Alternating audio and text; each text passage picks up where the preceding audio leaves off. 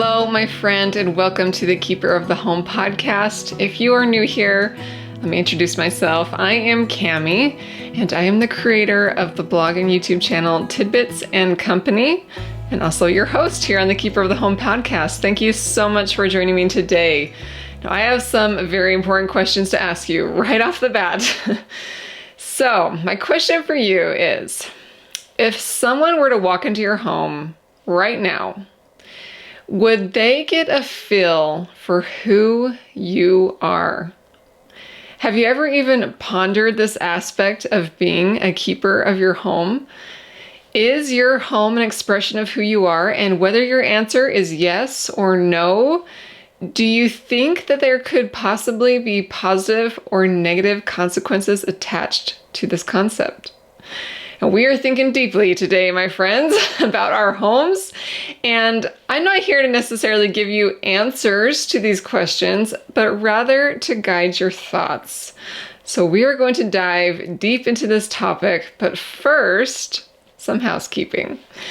Now, I thought about what I wanted to share this week with you on our housekeeping section, and I really just felt like I wanted to encourage you during the current season in which I am filming this podcast, and it is February, and February can be rough. I will gladly admit that. Even my daughter the other day, she said, it just feels like every day is the same. It's like Groundhog's Day, right? Now, I told her I actually love that. I love the slower pace of life. I love extra time and less busyness to just do random things like throw on a show together at night or, go and get some ice cream or hot cocoa or whatever it is. I actually really enjoy the slower pace of life, but I know that a lot of people don't, and February can be a great challenge. So I just wanted to offer you a little encouragement, just something to think about. If you're feeling that way, if you're feeling a little stuck and bored of life right now, it is such a good time to pick up a project, to learn a new skill, check something off of your lifelong list that you really would like to get done. Maybe it's creating a photo album, organizing a closet. It's a great time to plant a garden. If you've ever been wanting to do some emergency preparation, it is an excellent time to be doing that before life gets too busy. And if you want a little help on that, I did create an emergency evacuation preparedness class over at tidbitsandco.com. I can walk you through everything you'll need for like 72-hour kits or quick grab-and-go bags for your car and your home. It's just really actually a very good time of year to be doing some of these things that you probably aren't going to think about wanting to do once the weather warms up. If sewing is a hobby that you've wanted to learn or get back to, pull out that sewing machine or go get an inexpensive one and learn this new skill. I have a lot of sewing archives on my blog at tidbitsandcompany.com. A great one to start out to just get you going again would be a simple tea towel. I have a tutorial for that. But there's just a lot of fun hobbies that you can pick up. So don't let yourself get in that slump.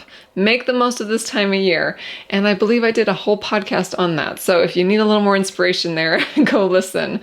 And just a quick reminder here, I wanted to make sure you're aware, you can watch or listen my podcast episodes. So I host them at my Tidbits and Company YouTube channel as a video podcast and also as a video podcast on Spotify, which you can also just listen to the audio. But if you have like iTunes, Google Podcasts, there are so many others out there that I know my host just pushes it out on. So check your favorite podcast platform if you just want to listen to the audio, and you should be able to find it there if you search Keeper of the Home podcast. So a lot of options for you. I just wanted to remind you that that is how I am running the Keeper of the Home podcast. So I hope that's helpful. All right, let's dive in. So I got the biggest compliment the other day, and it's absolutely what sparked these thoughts in me and made me want to sit here and chat with you a little bit about it. But a friend walked into our home, and like they often want to do, is they'd like to have a little tour. And that's fun for me most of the time if, it's not such a disaster in the kids' bedrooms and such, but it's okay if it is too. I don't ever want to make anyone feel like my home is perfect all the time. Anyway, I digress. So this friend came in and she was going through my kids' bedrooms and commenting on things. And I loved what she said to me next. She said, because, I need to caveat this, sorry. She knew my kids just a little bit, but after touring their room, she said to me, I can really see your kids' personalities in their bedrooms. And I thought, really? Because, truth be known, I do involve them when we're designing their rooms. Absolutely. It's really fun to involve them and to think about them and get their input. But also, I'm a designer and maybe know more than a child, and I might know better design. And so I do make a lot of the design decisions. But I was just so pleased that she could see the personality of my children in their space. Now, I don't know how she felt about the rest of the home, but that comment was really notable to me. And it gave me a lot of satisfaction. But it also made me wonder, if someone looks at the rest of the home, since I am the homemaker, can they see me in our home? Can they even identify my husband in our home? Does our home tell our story? And this just gave me so much to think about, and I've enjoyed pondering this idea. So again, I just asked myself, if someone walked into our home, maybe they didn't even know us, what would their first impression be about us? Not even necessarily our home, but what would their impression be about us? Now, before I give you some tips and ideas that I've thought about to achieve this ideal of your home being a really good expression of yourself, let's just ponder the consequences. Does it even matter if your home is a reflection of you and those you share it with? Is it even that important? Now, I'm not actually talking about home style or your design per se, because while I absolutely love home design and I love talking about different styles of homes, I don't think that's actually what matters here. A lot of us maybe don't have the ideal style of home that we would like, that we feel would express our interests the most, and that's okay. This is more about how your home feels, what they learn about you by your environment. So don't get stuck on this idea, as I'm talking that, well, my home does not at all reflect my ideal style. We're not talking about style. We're talking about something a little bit more here. So just want to get that out there. And I don't have the definitive answers here, but here is what I have been thinking in regards to the consequences. If our home is in fact a reflection, our home is in fact a really good reflection of who we are based on our surroundings, here's what I can imagine is the result of that. I feel like when your environment reflects who you are, there is a deeper level of peace and contentment that can come from that. You may feel more content with your material possessions, and it can cause you to not feel the need to search out for more or find stuff that is more reflective of you. You can just kind of feel at peace in your surroundings because the things really represent the things you like and who you are. This may cause you to be less reactive to impulse purchases. If your home actually functions better for your lifestyle and who you are and what you do and what you value, I think it will help you align it better with what you're doing on a daily basis, and it will just flow better and feel better and be more functional for you. And I just think overall, if your home is a reflection of who you are, you will want to be there. You will find a lot of joy in being the keeper of your home. Now, if it is not, if you feel some discord there, I think the opposite of all those things could also be true. Now, I once spoke with someone, and it just surprised me because she told me how much she hated being home. But she was also asking me, like, how do you get so much done? How do you do so much? And I just thought, well, we're home and I love to be home. And that is my recreation place. That is my workplace. And I love being home. But I was just so shocked to hear that someone hated being home, and it made me sad. And I feel like if you do not feel that, what's the word I'm looking for? That oneness in your surroundings, I think it can lead to those kinds of feelings of just wanting to leave and not actually liking to be there, which I think is kind of sad. And I think that discontentment could lead you to like maybe going to someone else's homes or seeing someone else's home online and feeling like you wish yours was something else. You know, always imagining that, you know, the grass is always greener on the other side. So that discontentment can really eat at you in a lot of different angles and a lot of different ways. If a home is dysfunctional for how you actually use the spaces, it can be a disservice to you. If you are, in fact, an orderly and clean person and your home is not orderly and clean, I'm sure you can imagine how that can be a conflict inside of you and cause a lot of struggle with your surroundings. And I think as humans, we actually acclimate really well to our surroundings. Sometimes it takes time, sometimes longer for some than others, but we are adaptable beings. And if our home is not actually a really good reflection of who we are, what we value, we will acclimate to an environment that is less than ideal. And I think that can have some consequences.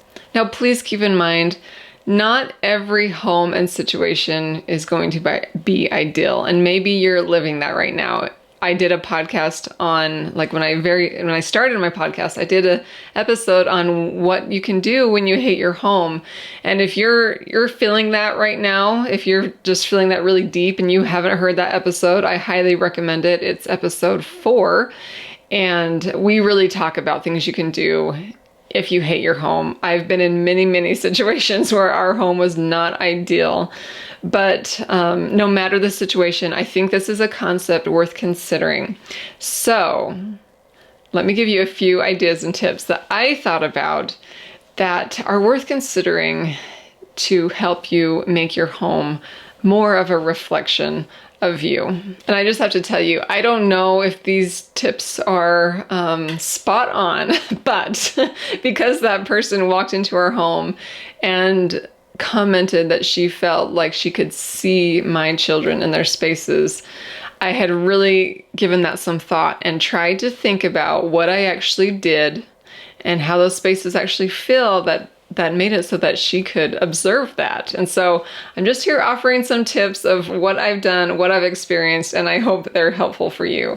So number 1, it's probably pretty obvious, and it has to do with stuff, right? Our homes are full of stuff. And maybe we have too much, maybe we have too little, but regardless, our homes have stuff in them. So make sure you're bringing in only the things that you love. And if I'm being honest, you know, I love our home, but there's a part of me that feels like my family and the things that we love, we would actually enjoy an older home a little more. We love the charm and character of old homes, and we just swoon whenever we see them. And so if I'm thinking like, oh, my home isn't the ideal, I would really feel better in an older home that's just full of charm and character and that I could make over. And if I get stuck on that, yeah, I might find some discontentment in our home. However, we have a new build. We built it ourselves. If you're new here on this journey, we built a pole barn style home in order to save some money because we found some land for a great deal. And so we decided to go the route of building a home. And it's kind of just a rectangle. And I have had to work hard to try to infuse that old charm and character into our home so that it kind of represented the things that I love.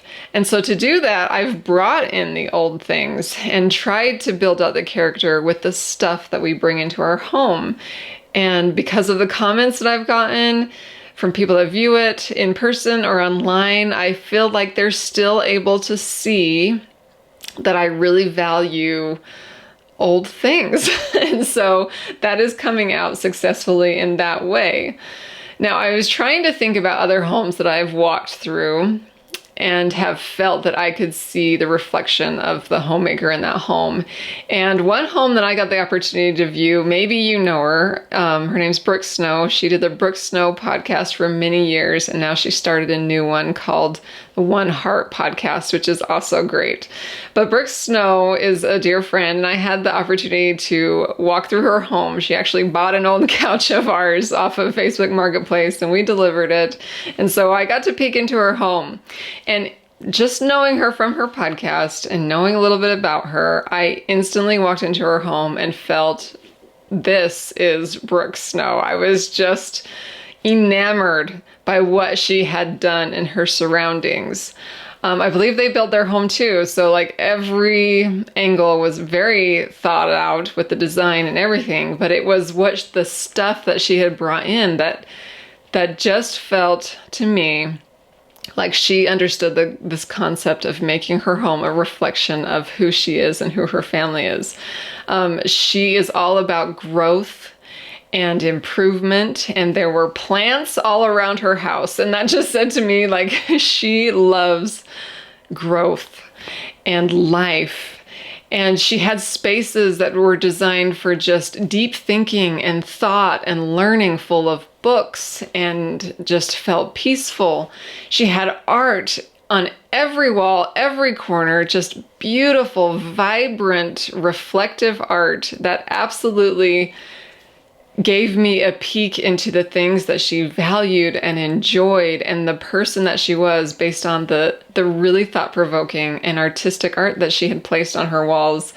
And I just loved it. It was such a memorable experience for me that when I thought about this podcast idea, that was the home that came into my mind, that when I felt this is someone who really understands what joy can come when you match your surroundings with who you are, and she did a really good job at it. I thought it was even fun. She took me into her basement, and normally you think of a basement as like, load up some cozy couches with the big TV, but that's not what she wanted to do. She was making a yoga studio, a place with all these movement things that her kids could come down and get movement and be energized. Like, she just prioritized her spaces to fit her priorities and her life and her dreams, and it really just all clicked. And another home that I thought about was just a neighbor here. We went there for a young women's activity. I think it was during Halloween. And she has the most beautiful, curated, put together home. I think she was even in a parade of homes. Like, it just is just beautiful from top to bottom. And during this time of year, when it was Halloween, she had a lot of Halloween decor up on her shelves. And I commented on it, and she said, I hope I'm getting this right, but because her birthday was around Halloween, her mother would give her new Halloween decor every year. And so that's how she just built this collection. And just in hearing that and seeing that, I instantly could sense that her surroundings were a reflection of this relationship between her mother and her. And I could see how their styles together were, I guess, similar and passed down and appreciated. And so it just kind of told the story of who she was, the connections in her life, and the things that she valued. And I just love thinking about that. And so maybe you're someone who really loves to travel. Fill your home with these amazing things that you pick up from your travels. And I think if anyone walks into your home, they'll instantly understand that you love the world, you love exploring the world, and you've curated this beautiful collection of things from your travels. That is one way that you might be able to bring in stuff that represents you. Maybe, let's see, what's another example to get you thinking? Maybe you love chickens. You just absolutely adore your chickens. So bring in things that represent that. Maybe some chicken decor and pillows and things like that to just, when someone walks in, they can immediately understand this is someone who just loves animals and appreciates self-sufficiency and just loves her chickens. I mean, something as simple as that can actually help you enjoy your surroundings better and help people understand you better when they walk into your home. And I think it's worth just cautioning you a bit here. Sometimes when you're not really sure of maybe who you are and the things you like, when we talk about stuff here, it may be worth some more exploration to find out what you really, really like before you start buying stuff. You can get stuck in this rut that maybe you go to somewhere like Hobby Lobby, and everything looks super cute on the shelves and collected and curated and cohesive. And you think that if you buy a few of those things and you bring them into your home, it will work. Well, if we really haven't nailed down the stuff that we really value and enjoy, when we go out shopping, we can really get stuck into just buying whatever and end up with a home that just actually doesn't tell your story appropriately because you've been kind of, enamored by commercialism. So if you're really unsure about the stuff in your home and you feel like it's not a good representation, start weeding through things and get really thoughtful about every little thing and make sure that it is a reflection of you and who you are and your values. And I think that will lead to a lot more contentment in your surroundings. Okay, let's move on to my second idea I have for you. And that is to prioritize form and function. It's not a either or. And I think both are important if you're wanting a space that not only works well for you, but is a reflection of you. I haven't always been good at this. I have made a lot of bad design decisions and bought things thinking more about form than function, and it never really lends itself very well. But let's think about this in making sure our homes have form and function that represent who we are. Now, I love the quote. Oh, I can't remember who it's by, you guys. I'm sorry, but I bet you've heard it. It's have nothing in your house that you do not know to be useful or believe to be beautiful.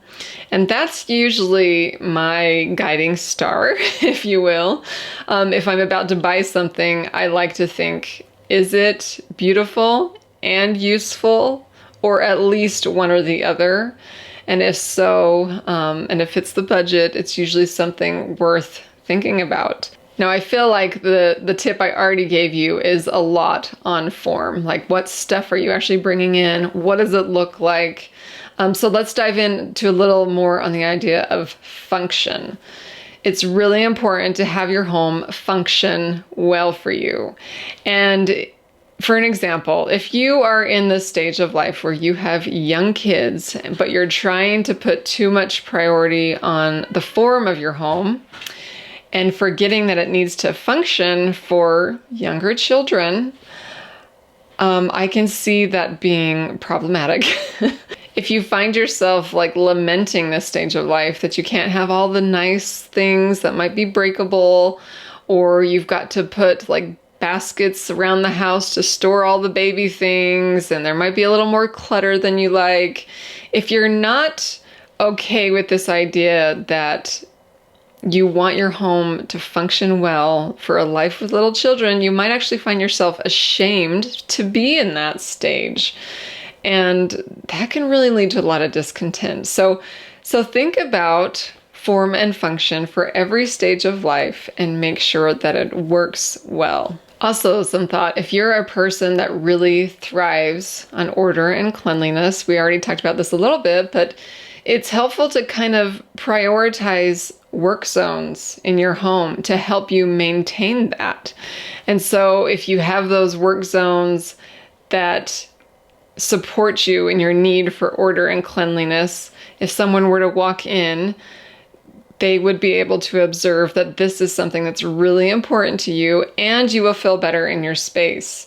Think about how you could utilize different spaces in your home to suit your lifestyle better. A lot of times, especially if we just buy like a builder grade home, there are very designated spaces.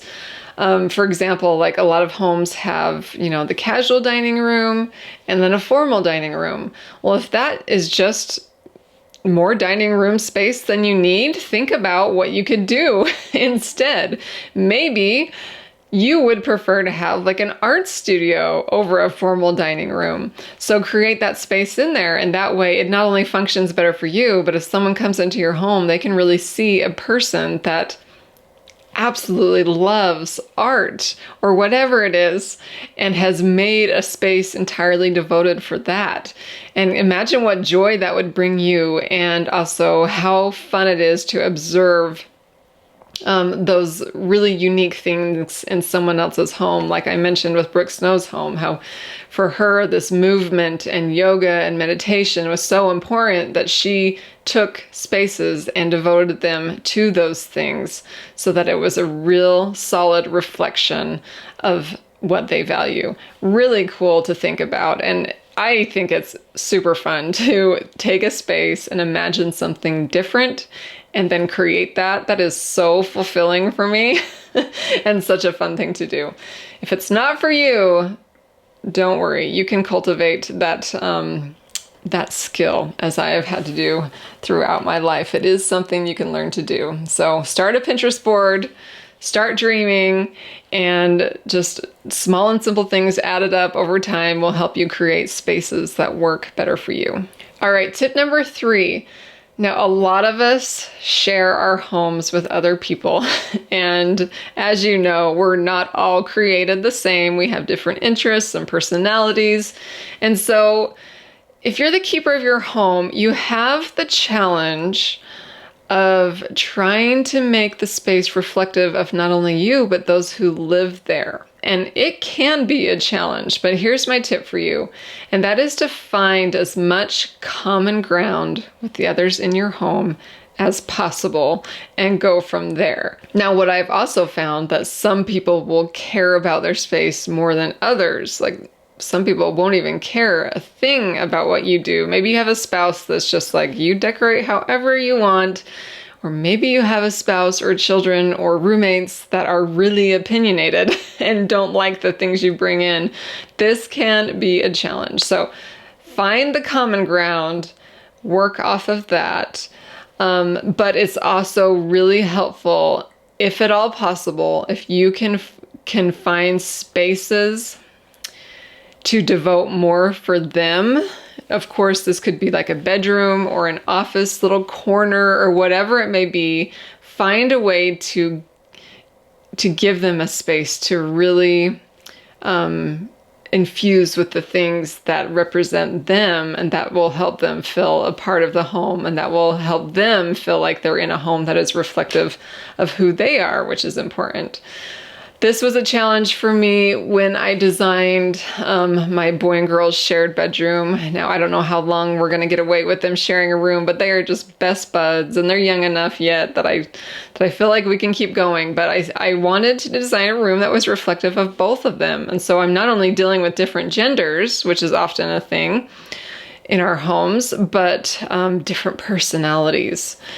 And so I had to find the common ground. Now, my daughter wanted yellow walls, and my son was just absolutely disgusted by the idea of it. And so I had to find colors and textures that would appease both of them, or allow me to infuse more of like the colors and the decor that was a good fit for both of them. And so this is just the technicality of it. I went with green walls, and in that way I could infuse a lot of blue, which my boy particularly loves, and a lot of yellow accents, because both of those colors go really well with blue, with green. And so that was one way that we just started there. I thought about the color and then the little decor pieces that we would add in and the bedding, and just tried to think about both of them. And it just turns out that they both love the space a lot. So I feel like that worked. I just had to find that common ground color in this instance and theme. If you haven't seen the room, it's kind of I wouldn't say it's like in your face picnic theme, but it was inspired by a picnic, like the colors and the vibe. And I knew that would work well for both genders and both personalities. So that was just kind of the common ground that I started with. And it's now a space that they just both love to be in and are proud of. And even though we don't have bright yellow walls, still my little girl, she just absolutely loves it. So again, just find the commonality. Now, sometimes you might have someone in your home that has something that they really value, but you may not appreciate. I think it does go a long way to make the effort to display or make space for those things. Now, there is an example of this is my husband has this Santa picture that he loves to hang up during Christmas time. And when he worked outside the home, he would actually take it and hang it up in his office when he was an engineer. And that was great for me because I actually don't love the art. It doesn't really fit the style of my home. However, when he came home, I thought, you know what? He just absolutely loves that piece. It is such a reflection of him during that time of year. And so I found somewhere to hang it in our home. And when he came in and noticed it was hanging up, it meant the world to him. It really did. He just really appreciated it. And I was able to find a way and a setting where I thought it looked beautiful in our home as well. And so it appeased both of us, satisfied both of us, and it did bring me a great deal of joy to think about the things that he loved and made sure they were in our home. So even if I didn't love them, it was still in a way a reflection of what I value. I value him and I value the things that he appreciates. And so it brought me a lot of contentment to just put it up for him. So think about that. Maybe you want your home to represent your heart, and that can be one way that you do it by really paying attention to the needs and likes of others. All right, let's move on to my fourth tip, and I've already touched on it a tiny bit, but that is color. I'm sure you've heard of like doing those color personality tests where you answer questions and it brings up like maybe a color palette that represents your personality. I actually really love those things. I'm not too much into the other personality tests and things, but the color ones really speak to me, and I feel like they really do say a lot. So don't ignore the colors that you bring into your home, the colors you paint your wall, the colors of your linens, the colors of your art. Color is so impactful in representing who you are and helping you actually love your space. And what's interesting is I have children that are like in the color personalities that are so opposite of mine. Like I mentioned, my one daughter just loves yellow, and she is a sunshine personality, joyful being like no other. And so yellow absolutely fits her. I have another daughter who loves red, and she is kind of this creative, deep thinking personality, and the color red really matches her personality. However, yellow and red make me anxious. Here I am in a red sweater today. But anyway, too much red in my home and yellow, like those two colors make me very, very anxious because I am more of a blue, white, and green personality. I love serene, calm environments. I love naturalistic materials and things that are inspired by nature, and that comes out in the colors that I love. And so I have to find ways to make sure those colors are in their rooms and in their spaces, but then find a way to make a home that allows for the colors that make me feel at home as well. So don't neglect this idea of color and be really, really intentional about the colors that you bring in your home, because they will say a lot about you and they will help you feel at peace with your home and your environment so that it is a reflection of you and that you can function better in your space. So do not forget about color. All right, the fifth idea I have for you is to make sure that somehow your home is an expression of your values and beliefs. And I actually feel like this is a more natural thing to do because values and beliefs are such an integral part of who we are that it's pretty natural that we would want to bring things into our home or create environments that are conducive for our beliefs and values. Now, I found it interesting. We had someone walk through our home the other day, and they made the comment that they could basically tell what religion or faith we belong to by the things on our walls and the things on our coffee table and the things at our bedside. And I thought that was an interesting observation. And it actually gave me a great deal of pride that I had managed to make our home a reflection of our beliefs. Now, I walked into a friend's home one time, and they had on the focal wall the most massive picture I have ever seen in a home of Jesus Christ. And it was a beautiful painting of Jesus Christ calming the sea.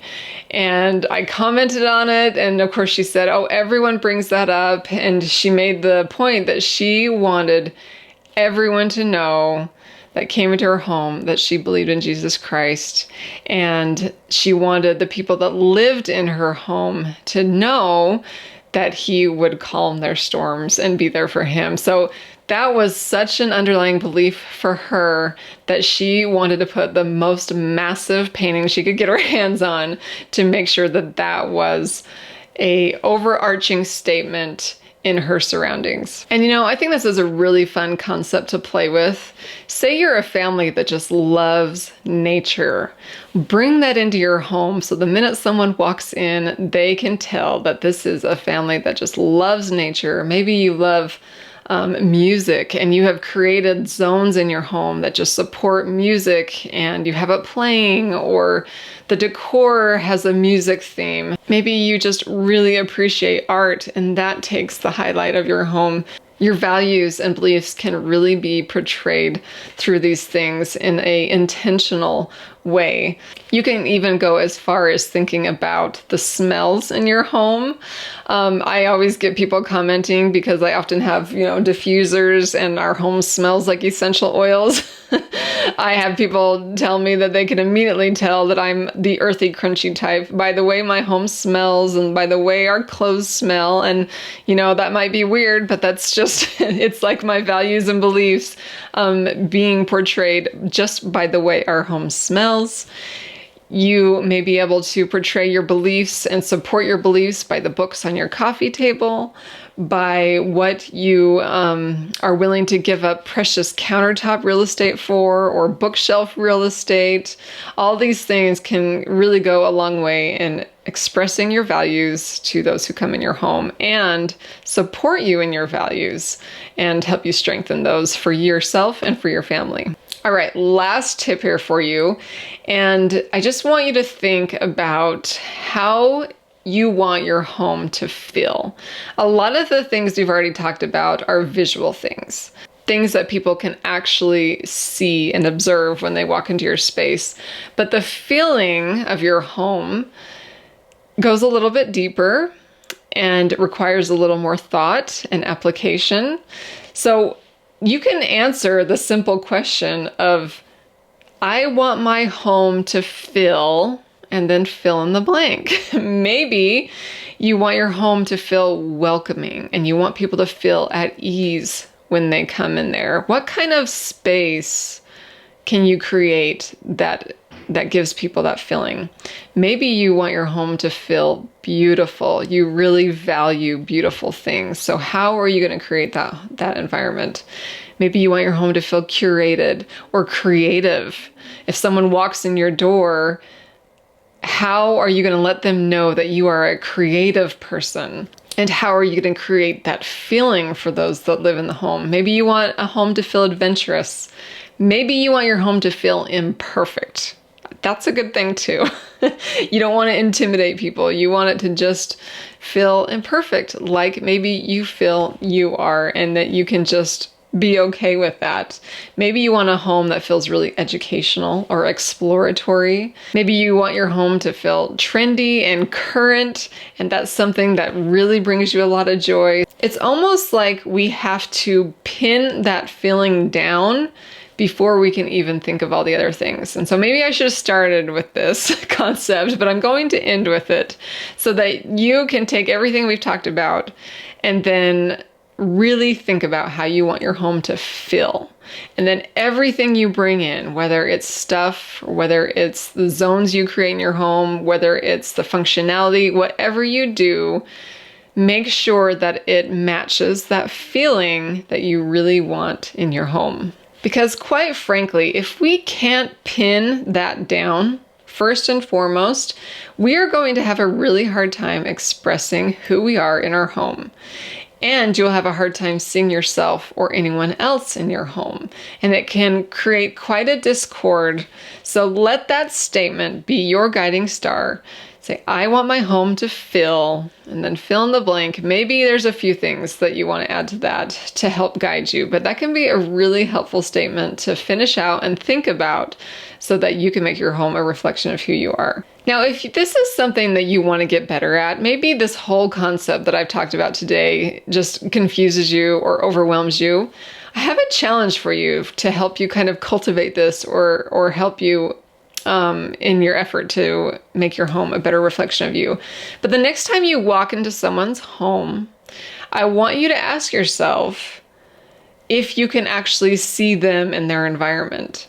And try to pin down what it is or what it is not that is working for them. And don't go into this with, the idea of comparing your environment to theirs, but just go in as an observer and try to find what is working and what is not. And if you can really pin down the thing that is making their home a reflection of them. And you know what? Maybe you enter someone's home and you can really feel this.